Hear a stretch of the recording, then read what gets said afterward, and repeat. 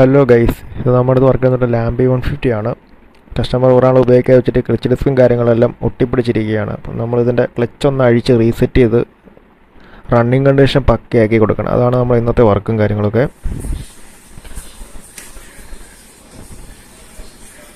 അപ്പോൾ നമുക്ക് ആദ്യം തന്നെ ഓയിലും കാര്യങ്ങളൊക്കെ ഡ്രെയിൻ ചെയ്തെടുക്കാം. അല്ലെങ്കിൽ ബോൾട്ടാണ് ഇതിന് വരുന്നത്.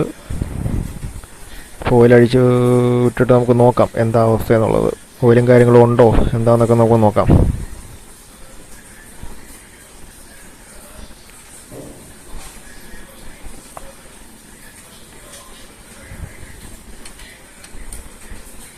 നമുക്ക് ഈ ഒരു ബോൾട്ടൂടെ ഓയിലിൻ്റെ ലെവല് ടോപ്പ് ലെവൽ നോക്കുന്ന ബോൾട്ടാണ്. അപ്പോൾ അത് നമുക്കൊന്ന് റിമൂവ് ചെയ്ത് നോക്കാം.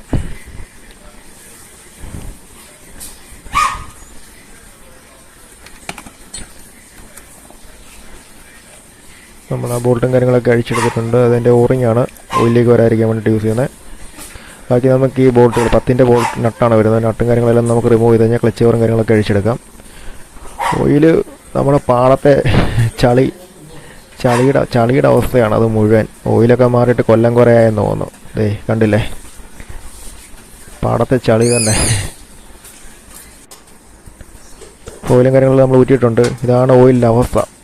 ഓയിൽ മാറിയിട്ട് കൊല്ലം കുറയായെന്ന് തോന്നുന്നു. അപ്പോൾ നമ്മൾ ക്ലച്ച് ഹോൾഡറും കാര്യങ്ങളൊക്കെ സെറ്റ് ചെയ്തിട്ടുണ്ട്. ഇപ്പോൾ ക്ലച്ച് ഹോൾഡർ ടൈറ്റ് ചെയ്ത് കൊള്ളിച്ചുകൊണ്ട് നമുക്ക് ക്ലച്ചിൻ്റെ ലോക്കും കാര്യങ്ങളൊക്കെ റിമൂവ് ചെയ്യാം.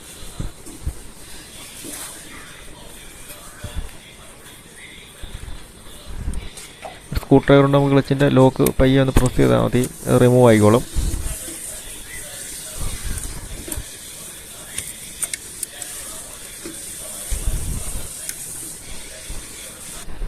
നമ്മൾ ക്ലച്ചിൻ്റെ ലോക്കും കാര്യങ്ങളൊക്കെ അഴിച്ചെടുത്തു. ഇനിയിപ്പോൾ നമുക്ക് ക്ലച്ച് ഹോൾഡർ അഴിച്ചെടുത്ത് കഴിഞ്ഞ് കഴിഞ്ഞാൽ ക്ലച്ച് ഡിസ്കും കാര്യങ്ങളെല്ലാം ഓരോന്നോരോന്നായിട്ട് നമുക്ക് ഇളക്കി എടുക്കാം.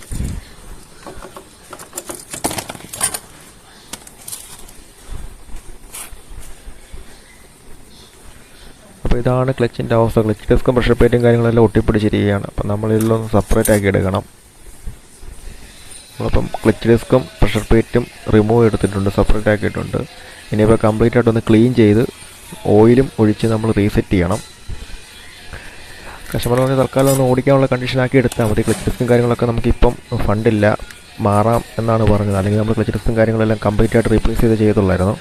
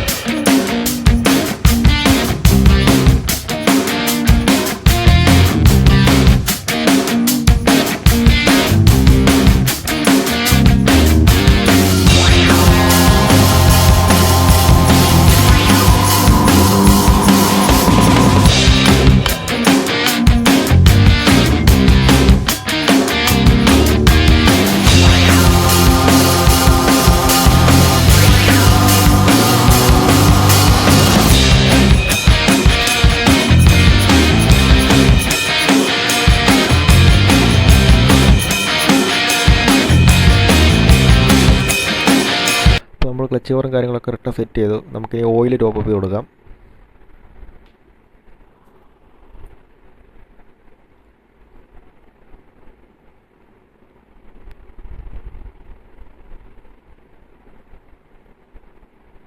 ഓയിലും കാര്യങ്ങളൊക്കെ നമ്മൾ ഫില്ല് ചെയ്തുകൊണ്ടിരിക്കുകയാണ്.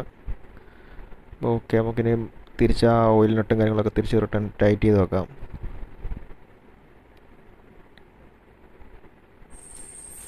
നമുക്ക് ക്ലച്ച് ഒന്ന് നോക്കാം വർക്കിംഗ് ആണോ എന്ന്. ക്ലച്ച് നമുക്ക് ടൈറ്റ് ചെയ്തിട്ടുണ്ട്. നമുക്ക് ലാസ്റ്റ് ഒന്ന് ഓടിച്ചുകൂടെ നോക്കാം ഓക്കെ ആയോ വലിയ ഒന്ന്.